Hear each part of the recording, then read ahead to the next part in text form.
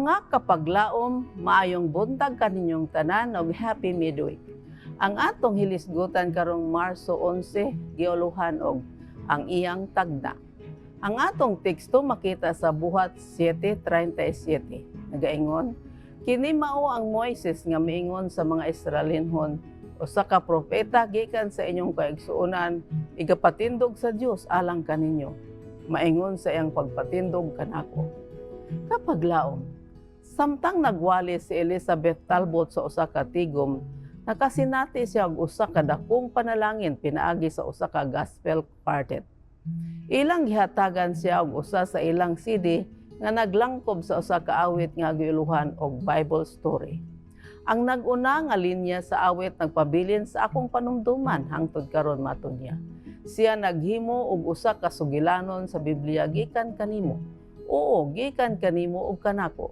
Ang mga tawo sa Biblia adunay mga depekto, apan gigamit sila sa Dios sa tibuok kasaysayan sa pagtubos isip iyang mga tigpamaba ug mga pangulo.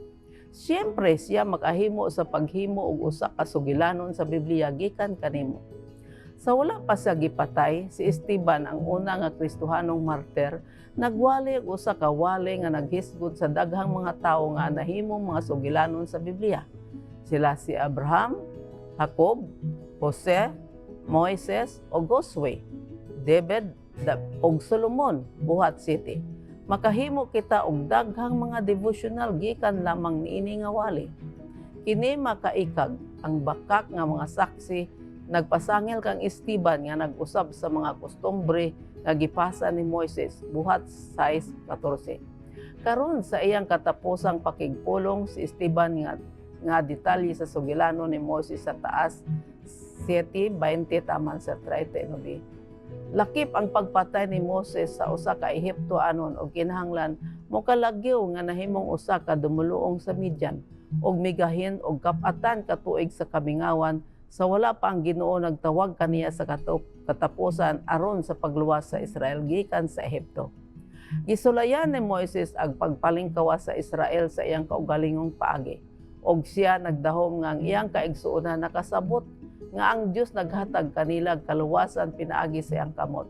Apan wala di ay sila makasabot. Versikulo 23. Siya nakatapo sa pagtuon sa kultura sa Ehipto. Nahimo nga usa ka mamumuno og usa ka pugante ug bisan pa ang Dios naghimo kaniya nga usa ka sugilanon sa Biblia. Kini maong Moises nga ilang gisalikway, kini sa Dios gisugo ingon nga pangulo ug manluluwas. Versikulo 35.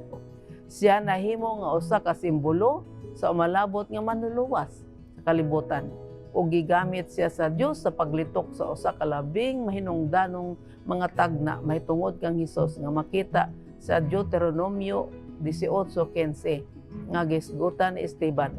Si Jehova nga imong Dios magapatindog alang kanimo gikan sa imong taliwala. Kaniya magpatalinghod kamo. Kapaglaom, tuguti ang Dios nga maghimog animo og usa ka gamhanang saksi ni Hesus. Bisan unsa ka depektoso ang imong kinabuhi o pila ka mga pagtipas ang imong gikuha, sa kasaysayan sa tawo adunay usa lamang ka tawo nga hingpit si Hesus. Ug ang tanan nga mga sugilanon sa Biblia nagpunting adto kaniya. Mag-ampo kita. Dios ug mahigugmaon namo nga man sa langit, tabangi kami Ginoo nga mahimong usa ka gamhanang saksi alang kanang Ginoong Hesus sa ngalan ni Jesus. Amen.